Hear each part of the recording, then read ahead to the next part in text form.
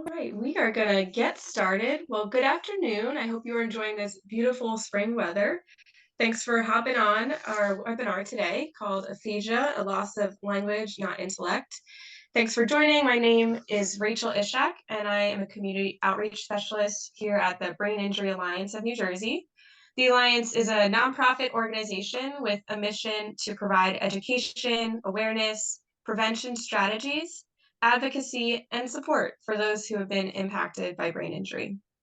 I want to announce we have a tab on our website that shows all of the upcoming webinars, and you're able to register for them in advance. Our next webinar is going to be held on May 9th, and we'll be talking about stroke. And we also have our upcoming annual professional seminar, which will be held in Somerset on May 1st. So you can find more information about that on our website, and I'll also put some links in the chat for you to be able to access. So just a few housekeeping notes before we begin the presentation. The attendees' microphones have been muted. So if you have any questions throughout today's webinar, please type them into the Q&A box. We'll get to as many questions as possible at the end of the presentation. The webinar is being recorded, and you'll be able to view it afterward on the BIANJ website, and it'll also be sent out in a follow-up email. At the end of the webinar, a link for a post-webinar survey will be placed in the chat. We really value your feedback, and we really do read every evaluation that comes our way, so please complete the survey. And if you're looking for a certificate of attendance, you do need to complete that survey to get it. And once you complete the survey, you'll automatically receive that certificate in your email inbox, so check that afterwards. So our presenter for today is Meredith Geminer and Julie Van Tine. Meredith is the Social Services and Outreach Manager at Adler Aphasia Center. Meredith facilitates caregiver and member support groups. She oversees caregiver education programs, and she conducts outreach in the community for Adler Aphasia Center. And Julie is a member herself of Adler Aphasia Center, so I want to welcome them. Take it away. All right, thank you, Rachel. I am going to share my screen. Let's pray to the Zoom gods. Let's see. Can you see it? Looks great. All right, awesome. So thank you so much for having us. We're very excited to be here, and I see the number keeps jumping up of participants, 85. It's like amazing. I'm so happy to hear that there's so many people on here wanting to learn about aphasia. So let's dive right in. Well, first, before we dive in, so I am Meredith Geminer, and I think Rachel told you a little bit about myself. I've been here almost 3 years, and I cannot tell you how amazing Adler Aphasia Center is, and we will get into that. But yes, I run the caregiver support groups and outreach here. And then you'll learn lots about Julie later in the presentation. So let's get started. So what is aphasia? Many of you on here may have heard the word aphasia, may have never heard the word aphasia, or just aren't sure what it is. There are lots of people who don't know what it is, although it is very common. And that is, it's a language disorder, a communication disorder that is caused by a brain injury, such as a stroke or a traumatic brain injury. It is also can be caused by various brain diseases. And it's usually caused by damage to the language center in the brain. And usually that is the left side of the brain. So aphasia can impact it. I'm going to get into this more, but it can impact people in so many different ways. If you've met one person with aphasia, you've only met one person with aphasia. It looks different in everyone. The 4 areas of language that it can impact are speaking, understanding, reading, and writing. And there are some people who either have been impacted with their speech, or maybe their understanding of language, and they can read fine and they can write fine, or they can write great and they can't speak very well. So it really can impact any or all 4 and any variation of that. The reason there's a picture of the Eiffel Tower here, as we say at Adler, it's kind of like when you go to a different country, you know what you want to say. And let's say English is your primary language, and you go to France and you start talking and they start talking. you kind of can maybe get the gist, but it's a different language. So you don't really know exactly what people are saying or what, how you're saying it if it's coming across.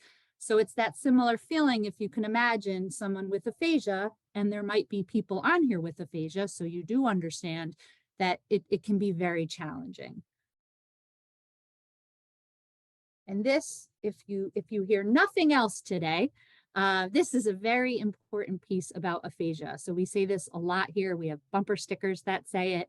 Aphasia does not affect intelligence. So that is to say, if a person has aphasia, as aphasia is due to a brain injury. So oftentimes people have aphasia along with other diagnoses.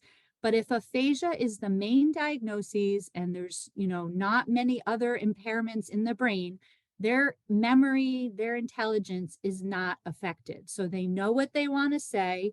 Their thoughts are in their head and it's not coming out the way they would like it to. I'm going to get into how aphasia sometimes is related to dementia, which is called primary progressive aphasia. I'll get into that in a few slides. But primarily, if it's only aphasia, when you meet someone with aphasia, there are people with aphasia who pay their own bills, they drive here to the center and are very independent, such as Julie, who you'll hear from later. So the most prevalent feature with aphasia is the difficulty with word retrieval.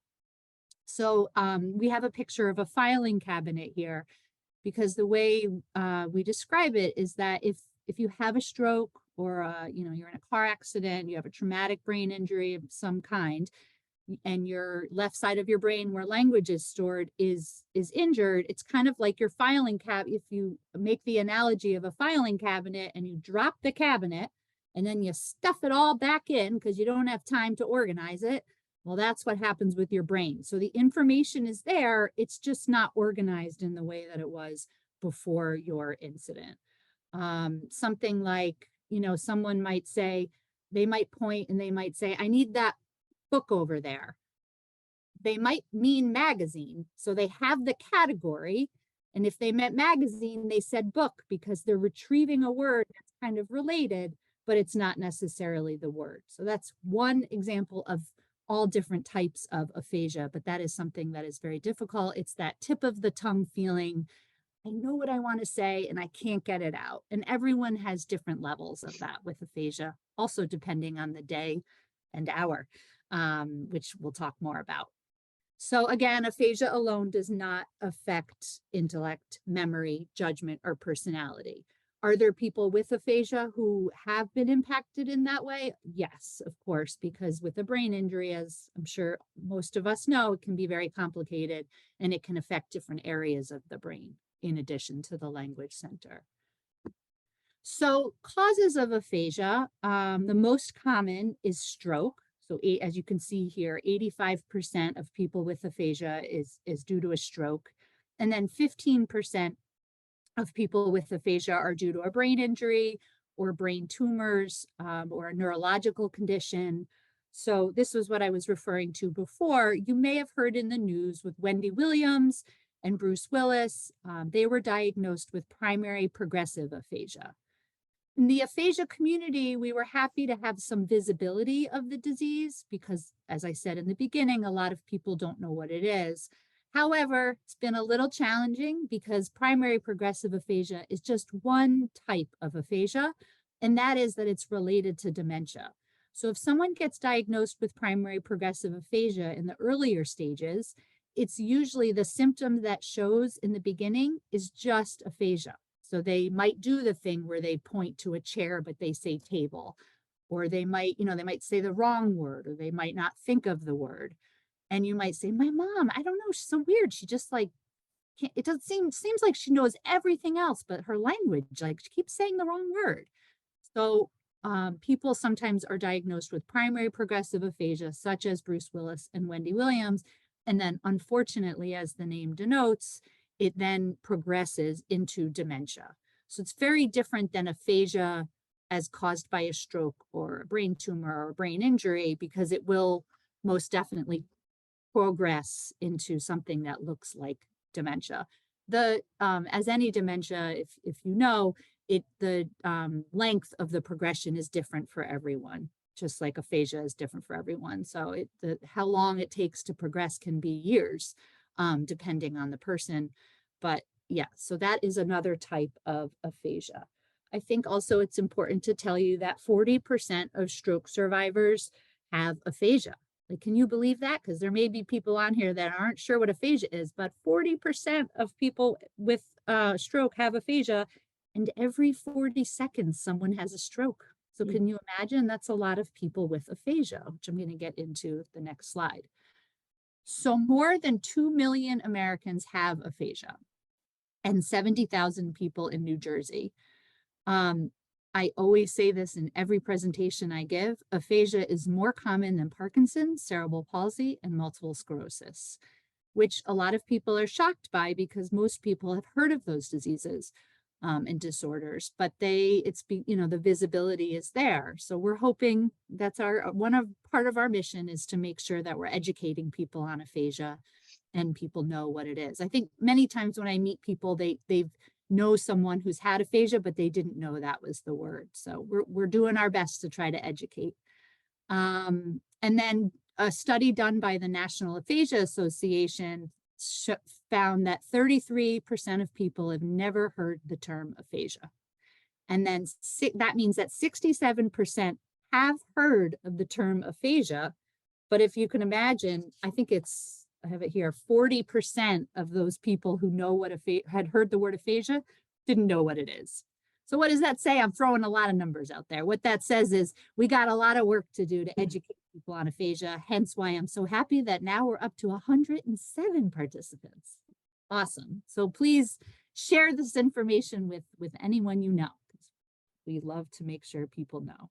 So each person with aphasia is different. As I said in the beginning, there are mild, moderate, severe. It really depends on a lot of factors, especially where the damage was done in the brain, how much the damage, how big the damage was. And that will, also have something to do with recovery and how someone with aphasia progresses. Everybody is different in that also, I didn't say this earlier. So if you meet one person with aphasia, you've met one person. We have people here at the center who say one word only. We have people who say a few words, and then we have people who you could talk to for 5-10 minutes, and you wouldn't know they have aphasia until they forget a word or just pause and try to think of words. So again, it really varies. Sometimes, as an interesting fact, it can be harder for people who speak actually fairly fluently, meaning that they speak like you or I, but they forget a word here and there. Sometimes they're having a harder time than people who can't speak or don't have a lot of words, because people don't understand and they think they're fine and kind of invalidate what their experience is. So just keep that in mind. If you meet someone with aphasia or if you relate to that, please know you are not alone. So we talked about word retrieval errors. Again, that's when you maybe say the wrong word. This happens a lot at Adler. Someone might say, I love going to basketball games, and you know them and they're wearing a Mets shirt and all they talk about are the Mets. You know that you can infer that they're talking about baseball, but they said basketball because it was in the same vein. And Julie will get into communication tips. But just as a note, if someone did that and they said, oh, I love going to basketball games, and I kind of had a hunch it was baseball, I might say, oh yeah, baseball, you love baseball? And then I might do a gesture and they might respond, yeah, I love it. I don't say, you said basketball. You should have said, did you mean baseball? Because they don't really need to be corrected if I know what it is that they're saying, and I maybe could validate it just by continuing the conversation. And if I'm wrong, they'll say, no, why are you swinging a bat? I'm talking about basketball. So that's just a little tip, a little foreshadowing to what Julie's going to talk about. And then sometimes, in addition to word retrieval errors with aphasia, automatic words and phrases are easier to say. So you might meet someone with aphasia, or if someone on here, you have a family member or you have aphasia, and sometimes saying, how are you, or I'm good, to the question, how are you? Those things can come out easier. Julie, would you agree with that? That phrase? Yes. Yeah. Yeah. So kind of those automatic things that we say, and how are you is pretty automatic, right? Right. And you generally you can say good back. Yeah. Yeah. Good. Yeah, Yeah. good. Yeah. Yeah. And also swears, we see that sometimes at the center, right, Julie? Yeah. Swears can be Yeah. more easily accessed. Yes.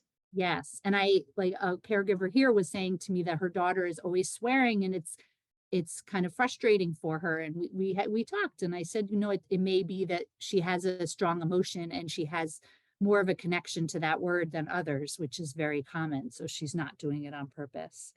I don't know is also another one that people say, like, I don't know. It's just like an easy thing to say back. Um, anything that I'm missing, Julie? I'm putting you on the spot, but Uh, um, related no, to I think, this? yeah, you answered it. Yeah. Okay. Um, so the third thing is emotions may impact speech. We talk about this a lot. I don't know about everyone on this call. My emotions and my status and whether I've slept and how I'm doing in life also impacts the way I'm able to communicate or present or talk about things. But if you can imagine, if you already have difficulty communicating, if someone with aphasia is tired or nervous or sad or having some strong emotions, even happy, it can be a little harder to get the words out. I think, again, it's like anyone, it's just that it shows more. Um, and then in relation to emotions, it's important to bring up that depression and anxiety. I don't think this will come as a surprise to anyone, but they are very prevalent in aphasia. As you can imagine, it can be very isolating and it's a whole new world and a new status of life and, you know, roles change. So there's definitely a high prevalence of depression and anxiety. And we do a mental health training here for clinicians because there's also not a lot of therapists who understand aphasia. So if anyone on here is a therapist and interested in getting some training on aphasia, please let me know. So recovery and prognosis. Can people with aphasia get better? So we have a big yes with an exclamation mark. It can't necessarily be cured, but it can also always be, there's always room for recovery. We get this question a lot, and it can be really hard for someone in the beginning to hear that they may never be back to themselves. They may, or they may not. But the more people work at it and the more they I guess feel motivated and driven, the easier it will be to recover. Is that always easy? No. But Julie probably could talk about this when it's her turn to talk. Mhm. One thing that comes up a lot with recovery is I think we see this, that the idea of recovery becomes different over time.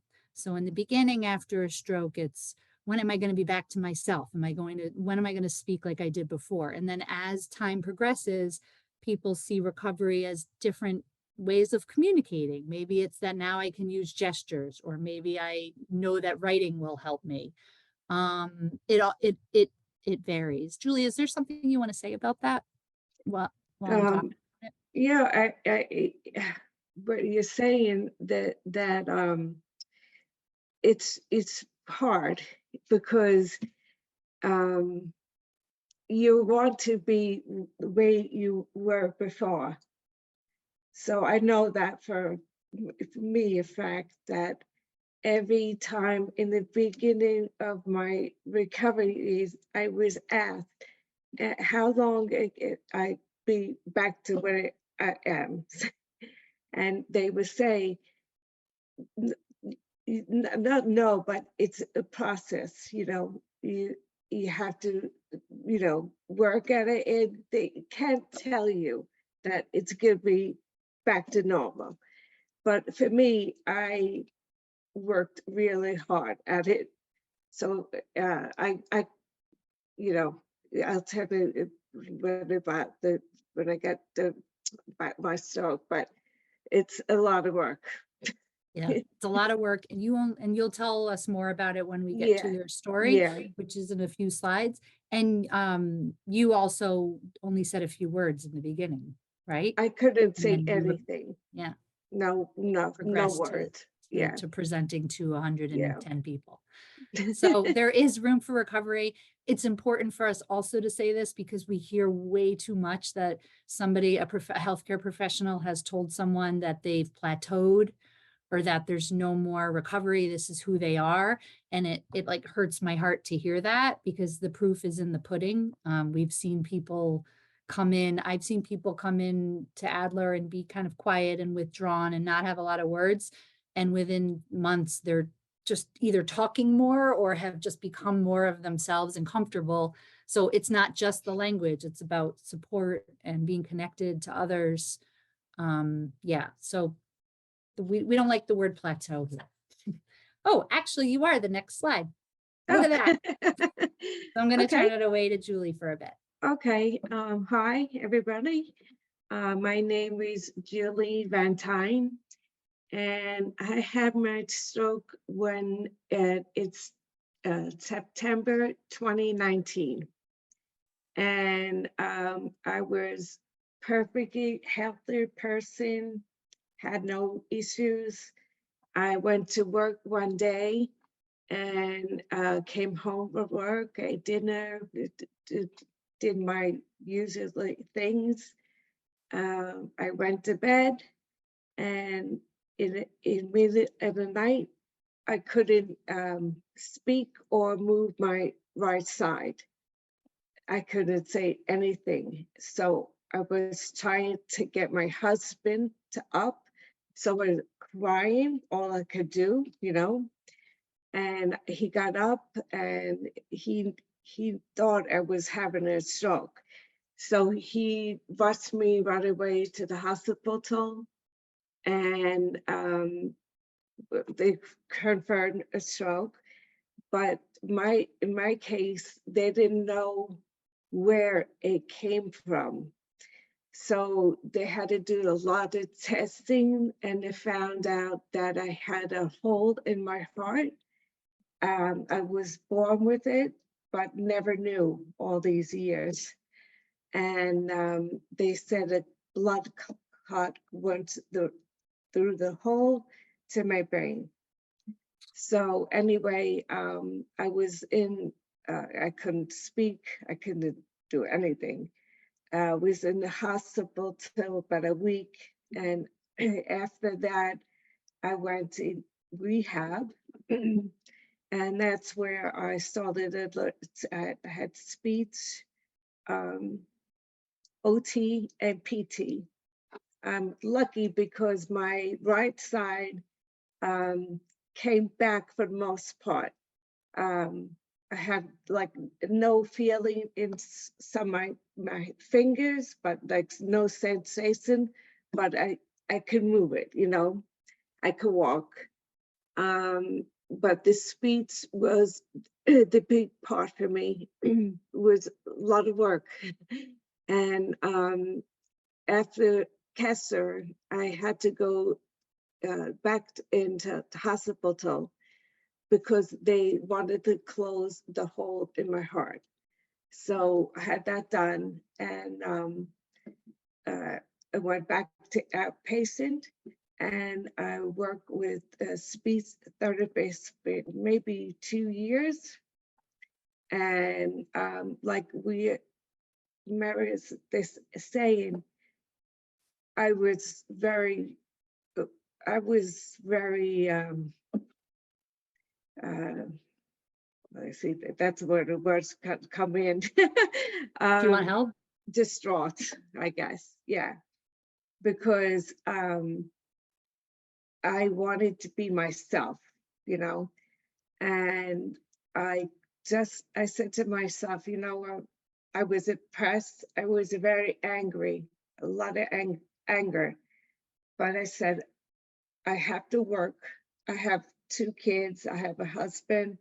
I have to work hard and just go at it constantly. That's what I did. I come home for therapy at night. I did do more, and I just kept going on and on with it. And when you have aphasia, you don't think you are improving. Like I always said, I'm not prudent, but when people would see me that hadn't seen me, oh my God, you sound good. You're talking much better. Everybody saw the improvement. So I know it was working, but I was being too hard on myself. That words I have to learn even now. You can't be too hard on yourself because it only makes us frustrating. But it's, before my stroke, I was very active, you know, did a lot of things, always running and running around. And and after the stroke, like I couldn't talk on the phone. I couldn't, my job, I was administrative assistant. So it entailed a lot of phone work, typing. I couldn't do those things again. Writing is a little difficult. Math, like numbers, are hard for me still. It's as example, if I go to the store and I have to use cash at the register, I get so nervous because it's hard for me to count the money. So I try to do not my debit card all the time. But so things like that, I have to live with that every day, you know. And it gets, it's tiring. At the end of the day, I'm tired because my brain is working double the amount to get the words, think of the words, and get the words out. So I'm at end of the day, when I'm tired or the weather's bad, speaking for me is more difficult. What else I can say? Then my neurologist would tell me, was telling me about Adler during my recovery, and he was suggesting that I should go. And at first I was very hesitant, and I said, all right, I'll give it a try. So I went, when I started, Adler was on Zoom because of COVID. So I tried it, it was pretty good.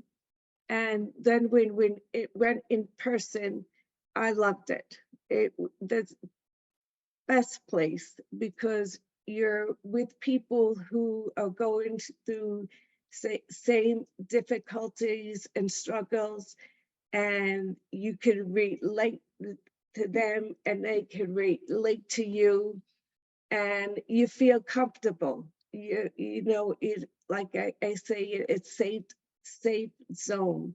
No judgment there. You know, everybody's just happy, laughing, talking, and really for me, I'm glad I decided to do it because 2 days a week I go there and I met a lot of friends, and it just helped a lot. What else I want to say? Do you want to talk about the communication tips? Sure. So, okay. So this is, they say, you know, when you have sometimes when you have a stroke, you not ever walk, so you have to have a ramp to get in and out the house. So we say that we also have to have different tools to communicate, like a ramp. So there's some tips that I can let you know. When you have aphasia, you have to reduce background noise, because when there's other noise around you, it's very hard to focus on what the person is asking you or telling you. It's very confusing. I know for myself, if the phone rings, I have to stop off the TV. I can't have anything on. It distracts me. Another thing is had good eye contact, so people could see what you're saying, and speak slowly, not like, oh, what, like, not that slow, but give it time to slow, because it takes time to filter what people are saying. Okay, keep sentences short and simple, because you start going ranting, and forget it. People, I'm lost, and then I check out. What else? Okay, repeat and rephrase message. Sometimes at the first time, it doesn't connect what you're saying. So you could just repeat it or say in a different way. Maybe better understand that way. Like Mary is saying about gestures. Some people like to use gestures to act out what they say and what they mean. So that helps for a lot of people that can't really understand the words, what the message, the words. Can I chime in there, Julie? Yeah. Can I chime in with the Yeah. gestures? Yeah. So with the gestures too, like it's not sign language and you don't have to know, it starts to come naturally. So you might say like, oh, are you married? So it like Julie said, it helps people who may not understand the words, or may understand every fourth word, and then the gesture kind of reinforces it. Like, oh, you don't know? Or, I do it at home now. I'm always using gestures. It's actually an easier way for people to get what you're saying. Yes, it's true. And sometimes people have to write like keywords, like it asks them, or have you, what example? All right, Mom. Yeah. So you're talking about keywords. Yeah. So it's say, give me, hold on. Well, if she's talking about keywords and Julie's saying that keywords are important to write down, I'm putting the words keywords. So like, if you're telling me about what you ate for breakfast, Julie. Right. So I had oatmeal, but you really had cereal. So you say oatmeal, and I say no, and they just cross that out. And I say cereal, yes, that's a word, yeah. So you have to like write it down and see both things, because you get confused, and cross out what's bad, that's good. Right. Right. And depending on who the person is. Yeah. Some people need that and some don't. Don't. Yeah. So these are just tips that kind of keep in your back pocket, depending on who you are and how many people you speak to that have aphasia. And people also can draw pictures or use words, draw, write words if they can write. If they can't speak, they could write or draw pictures what they want to say.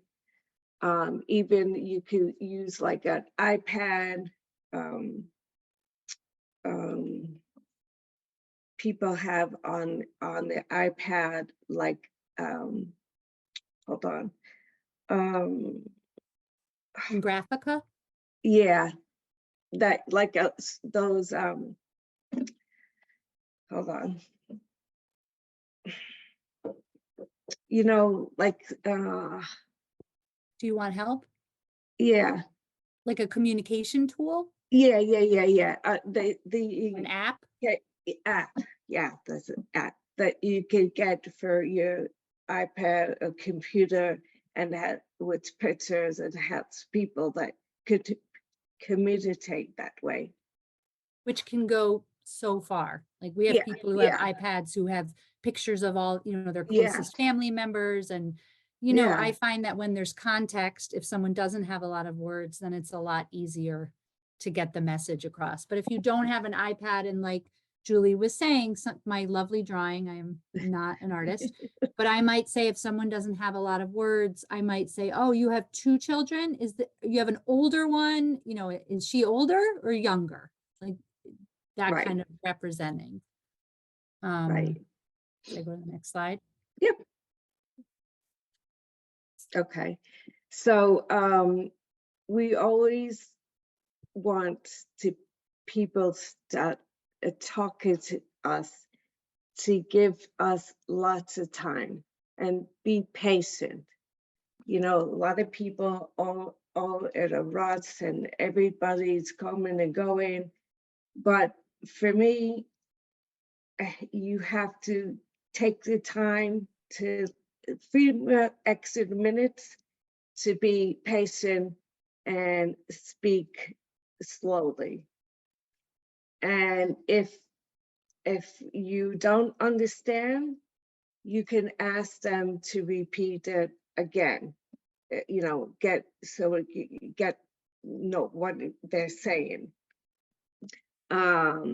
See whatever. And what have you said before, Julie, that you don't Okay. like when Yeah. people do? So this is one thing. When I'm talking to people, and I say whatever, and they said, "Oh yeah," and I said, I know that they didn't understand what I said, and that is insulting, and it's like, it makes me feel bad. It makes you, So what'd you say, very feel mad? bad, Oh, it makes you feel because I bad. know I have a aphasia.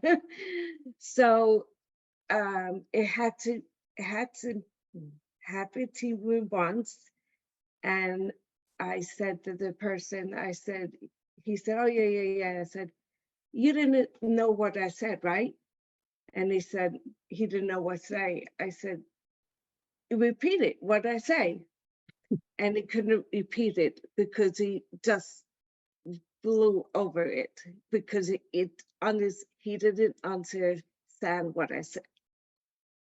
So don't try to pretend that you understand the person. At least ask them to repeat it with their time, you know? And can I just Yeah, give some stories of what I hear in the caregiver groups? yeah, Because it can be hard for family members too, right? If they don't understand the person, they have one of them, people in my group calls it aphasia fatigue, right? Like she doesn't have the energy to keep going if it's something that really goes. You speak fairly well. There are some people who really, it can be very difficult. And one thing that I was taught here when I got trained was to say, I'm not sure I'm getting you. Can we come back to this later? And it's a game changer, because then you're validating that you want to hear it, but you're not making them feel bad, like Julie said, yeah. invalidating, like you don't care. So I think that happens a lot I just wanted to make sure I said that if there are family members on here, sometimes you're not going to have the energy to keep going, but if you have that tool of, can we come back to this? I want to make sure, and then go back to it. You might go back to it and the person, right, Julie, might be like, nah, never mind. I forgot, I don't know. skip it. Yeah, exactly. Yeah, yeah. What the yes, no question. Mhm. I went over that, like, when you, uh, you say, "Are you married?" And they say, "Yes," but they really mean no. Yeah, I wonder So, if yeah, so you like, you said yes, you cross it out, right? or circle yes. So you Yeah, sucker, and and they it, might, oh, no, no, no, no, and then no, oh, cross it out. So you use yes, yes, no questions, which helps. yeah. And that does happen with yes, no confusion if you, or there are Yeah, people you on get, here who either have aphasia or, it gets confused. I, even I get not only yes, no, right, left. And I like, right, no, left. So, um, okay, double check. Yeah, but we said, what's, yeah, I think we said most of these yeah, and yeah, these tips are, oh, maybe about these tips are not foolproof. Like yeah, these are just a guide, right. right? Hmm. Yeah, Yeah. yeah, I was gonna okay. say number 4, look, Julie, don't pretend to understand. That's See? it. Right. You're not the Yeah, only one. yeah. Were you gonna say something about the tips not being No, foolproof? I was gonna say something now, I forget. Oh, I'm sorry, I interrupted. See, I you're not supposed to interrupt, right? I'll think about it if I remember. Okay. Yeah. Well, speaking of, so just a few more that about the interrupting. So I did have a family Yeah. member ask me the other day, should I interrupt my husband? I don't know, because sometimes I know what the word is. Oh, I have one. Go ahead, Jewel. Let's see if fast. Don't fill in the words for people. It's a habit. A lot of people do it. So, like, you want to say, "Oh, I went to the store, but can't get store at." Don't say the other Store, person store. talking. So, yeah, that, and that, like, that makes it even worse because you get so, you know, mm, it confused. Now you can think what you want to say, and just don't say anything. The person can't think of the word and having a hard time. You could a little bit. You could say to them, "You want me help?" And okay, I need help. So don't like that's a that uh, that's another big one too. The 3 in the words. And that's a big one for me. Like when I first started, these are things that Mhm. are not necessarily intuitive, because you're right. Because human Right, beings, we just want to, we're always waiting for when we want to speak. When someone right. has aphasia, you can't do that, you know? So do you need help is something that empowered me to empower someone else, because I don't want to ever invalidate someone, but in all honesty, I didn't have the tools and I needed a Mhm. training like this. Right. And then it just comes naturally. Anything else, Joel, related to No, that? I think that that's good. Yeah. Yeah, you said a lot of good nuggets. I'm glad they're recording it. I just want to make sure, I know we were supposed to end to answer some questions. So I want to, Rachel, is it okay if I go through to the end? Because I want to just talk about Adler a little bit. Yeah, absolutely. Keep going. Okay. So thank you, Julie. I hope, in all seriousness, that you get to watch this whenever you can, or, this is a lot of information. But as it says here, these tips are not foolproof. Sometimes one tip will work this time and then it won't work the next day, or one day another tip will work. So I think it's just important to have these tools in your toolbox and just remember that your toolbox is there. We have videos to show examples of these. If we have time, I'll show them, but I really want to make sure that everyone here knows what we do at Adler. Julie touched on our programs and how she feels about it, which always warms our heart to hear what the members feel, because I know how much I love it. So Adler Aphasia Center was started 20 years ago in 2003. It was started in Maywood by a couple named Elaine and Mike Adler, and Mike had a stroke, and then he had aphasia, and Elaine Adler was like, where do we go? You know, he's a bright, intelligent man. He was an owner of a huge company, Myron Manufacturing, and they wanted to make sure there was a community for him and others who have aphasia and family members. So they started Adler Aphasia Center in Maywood, and that's our biggest center. That's where Julie goes. And then we also now have grown. We have a center in West Orange and a center in Toms River. And then we also have additional groups throughout New Jersey, including a virtual aphasia group. Our centers, before I get to that, let me just tell you, actually it says it here. So our full service centers, the one in Maywood, West Orange, and Toms River, people come usually twice a week, no more than that, but they sometimes come once a week. And they can either come Monday, Wednesday, or Tuesday, Thursday. So we have 2 different cohorts, and they participate in all sorts of groups. The groups are mainly run by speech therapists, but it is not speech therapy. So a lot of times we get the question, can I go to speech therapy while I go to Adler? Of course you can. We're happy for you to do whatever you want to do for the road for your recovery. But because there are speech therapists, we have them run the groups because they have the tools and knowledge on how to best get people to communicate who have aphasia. But the groups are all different types of topics, conversations, and I'll get into that in a minute. Some groups are not run by speech therapists. We have yoga and exercise, and I'm not a speech therapist. I run the member support groups. So it's a really lively place. West Orange and Toms River are as well. They all have their own flavor, just depending on who's coming and where it is and the location. So these are some pictures of the groups that we have. Here they're playing Uno. We have a cooking class. We have a painting class. We at one time had a choir. Hopefully we'll bring that back. I don't see a picture of the play, but we do a play every year. We adapt a screenplay and we do a performance usually this year it's July 31st. And is it July 31st? Is that the right date? Okay, yeah. It's the first time I've promoted it.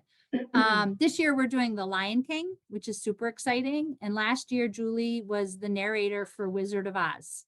Yeah. Would you have ever thought you'd do that before your stroke, Julie? No, no, that's what I want to say. The things I do now, I would like, I'm so, has a lot of confidence. I would never do the play before my stroke. It's really weird. I love it. And I think it's good. Important for people to hear that, because a lot of people, as you said before, after the stroke can feel really depressed and, not themselves and a lot of loss. And sometimes that can last a long time, forever. And sometimes you could be like Julie, that really finds who you are now. Still has struggles just like anybody, but tries to find the growth. So that play is really remarkable. We usually have about over 200 people in the audience. So if you get on our mailing list, you'll hear more about that. Who is eligible? So people who come to Adler Aphasia Center, their main diagnosis is aphasia. Of course, like I said earlier, that if you have aphasia, you may have other things going on, and that is expected. However, we really try to have aphasia be the primary diagnosis so that everyone's kind of on the same playing field and understanding each other, even if their aphasia ranges from saying one word to talking fluently.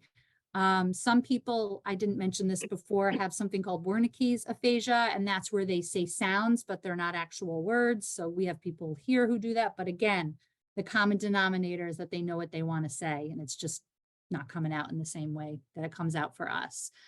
We have people in wheelchairs, walkers, people who walk like Julie and drive here. If somebody is in a wheelchair or needs help going to the bathroom and with personal skills, they just need to have a caregiver with them, whether it's a paid or not, or a family member. But people come without caregivers as well if they're independent.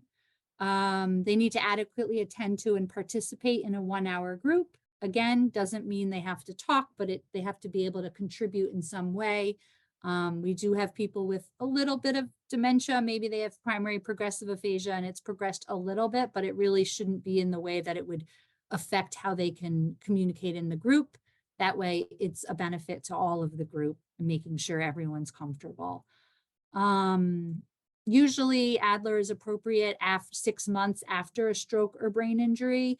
However, we have people who come earlier than that. If it's appropriate, you can always call us and we can screen and see if it's the right time or if you need to call back. You can call me, refer, go to the website. I'll have my contact information here. We have our caregiver support groups. We have one in Maywood, one in West Orange, and 2 virtual. And then I do caregiver education programs, sometimes virtual and sometimes in person on all different topics related to aphasia and also related to caregiving. Sorry, I'm going a little fast. I just want to make sure we have time for questions. We are also very keen on being part of advocacy and research. So we have an advocacy group here. Julie's been in that group plenty, right, Julie? Yeah. Where we speak to healthcare professionals, usually nursing students, residents, doctors, and our members who want to talk about their experience and teach the medical professionals how to speak with someone with aphasia. As you know, you can read it in a book, but until you talk to someone who's experienced it, you really don't get the full picture. So that's our advocacy. We also are part of a research study. If anyone on here has aphasia, we're part of the first research study funded by the National Institute of Health. We're working with Boston University and Temple University, and we're the site where the research is happening.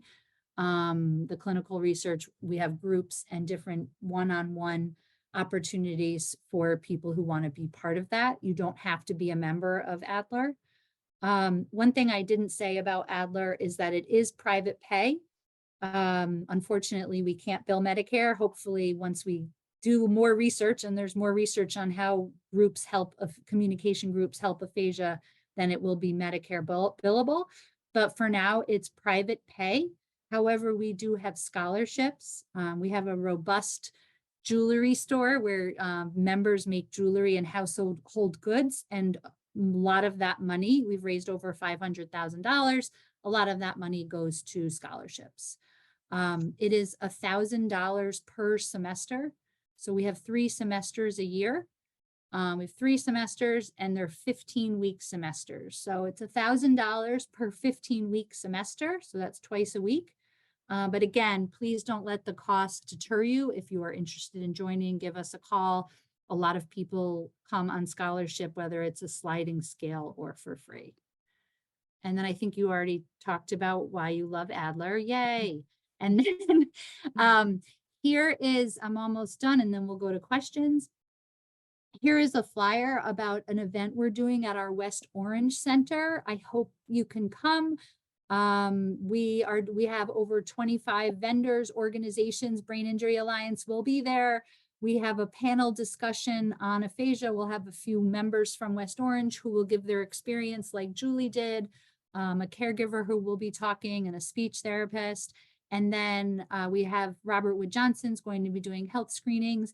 It's just a really great way to come together and be part of our aphasia community, and learn more about us and learn about other resources in the community. And then that's a video on us, which I'm going to pass. And then we love visitors. So these are 3 of our members at the top.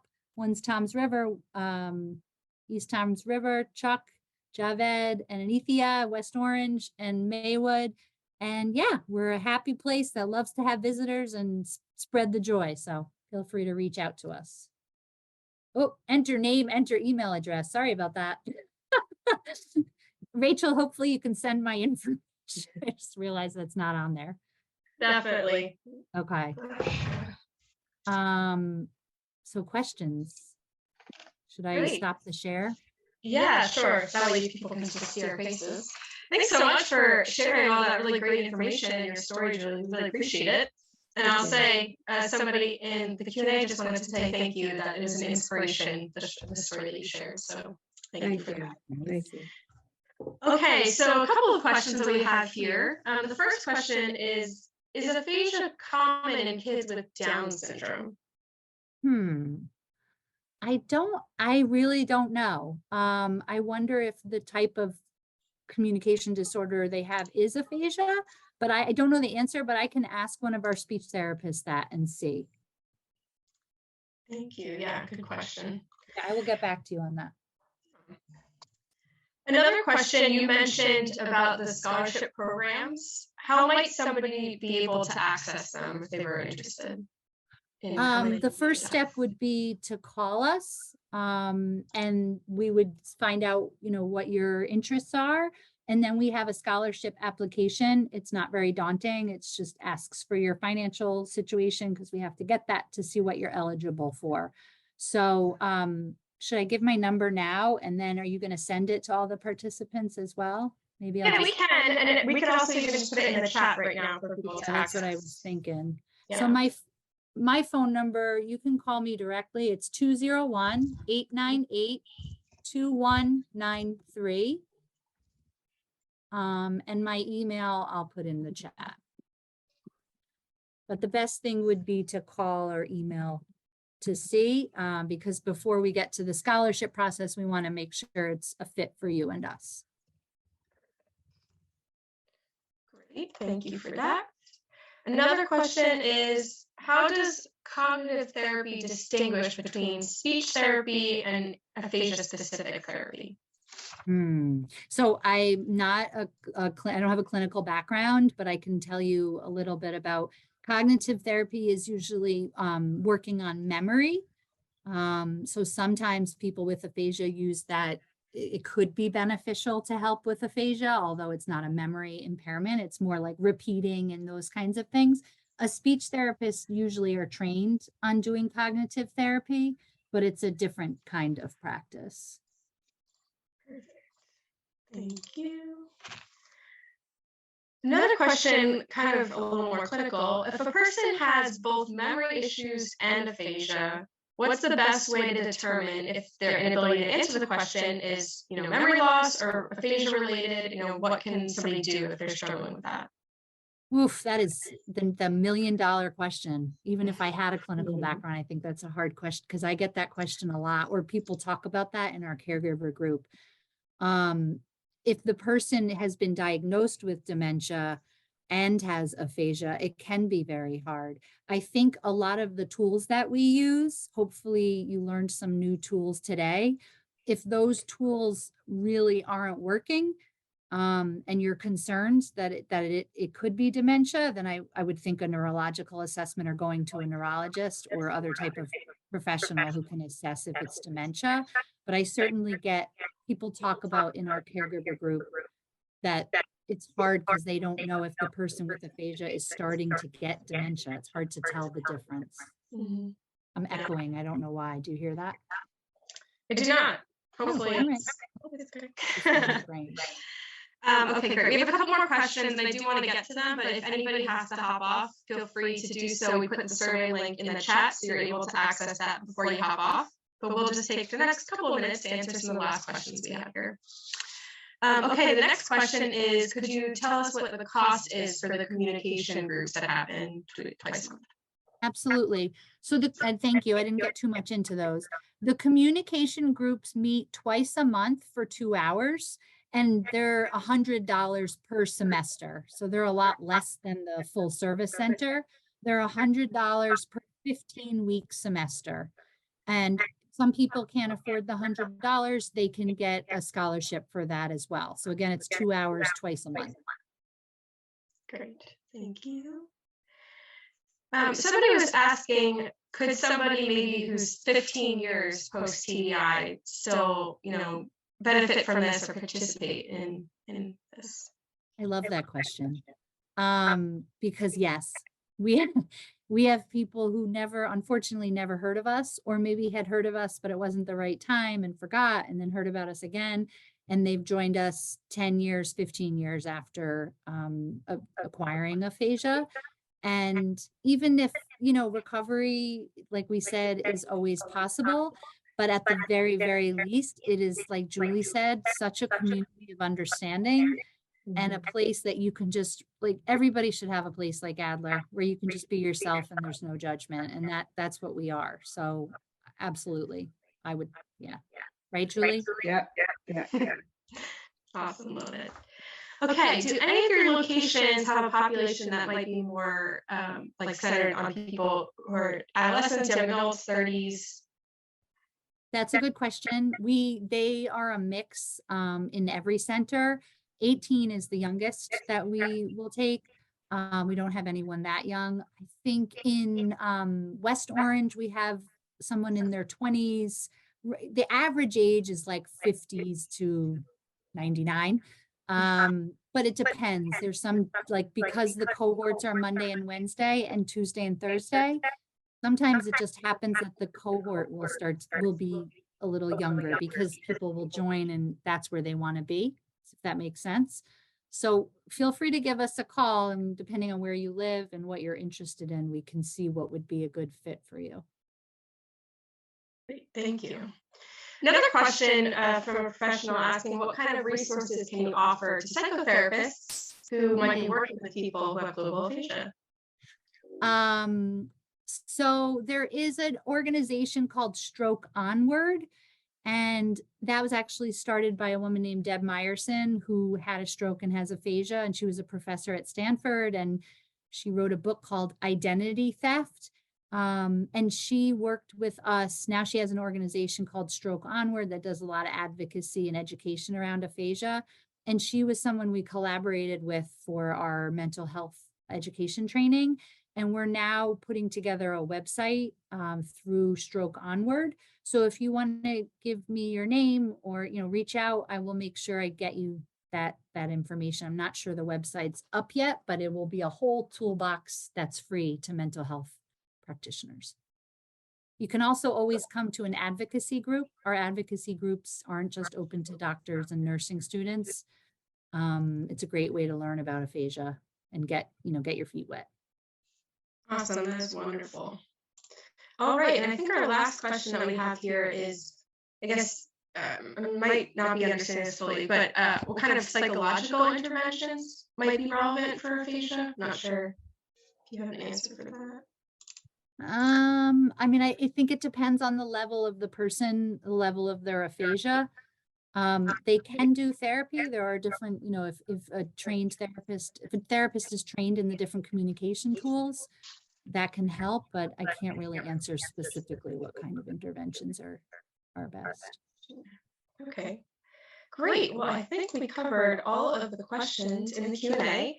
And if anybody has another question that they didn't get answered today, feel free to reach out either to Meredith directly, which her email is in the chat, or you could always reach out to us and we'd be happy to get an answer for you from Meredith. I'm going to put the survey link one more time in the chat. Please complete it. We would love your feedback. And otherwise, we just want to thank Meredith and Julie so much for your time today. It was really great, and hearing from your story and all these tips that you offered us, I really appreciate it. So thank you, and we hope to see you all at our next webinar. So this concludes today's webinar. Thanks so much for having us. Bye. Bye. Thank you. Come to the fair in West Orange. Bye.